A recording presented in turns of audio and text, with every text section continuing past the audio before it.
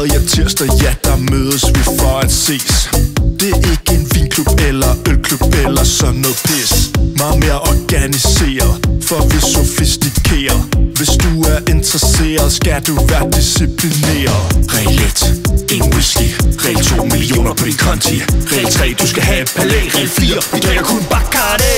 For når vi mødes, har vi romklub. Det er ikke den samme type romklub, som du kender. Den rødvæk, som du ser på TV Charlie. For her i klubben drikker boys, det kun Bacardi. Bacardi, Bacardi, Bacardi, Bacardi. Bacardi, Bacardi, Bacardi, Bacardi. Bacardi, Bacardi, Bacardi, Bacardi, Bacardi, Bacardi. Vil I have Blantafion eller Centonarero? Vi vil have noget Bacardi. Vil I have Diplomatico eller Bacardi? Bacardi. Vi vil have noget Bacardi. Vi spenderer, vi millionærer, ved hvad klubben kræver. Og banken ringer for at høre, hvorfor at vi hæver. Behøver ikke at blive distraheret.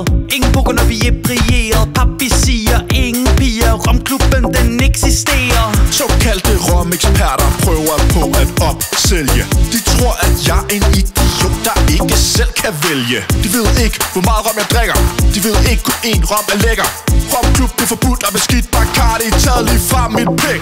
Bacardi, Bacardi, Bacardi, Bacardi, Bacardi, Bacardi, Bacardi fra min pæk. Bacardi, Bacardi, Bacardi, Bacardi, Bacardi, Bacardi, Bacardi.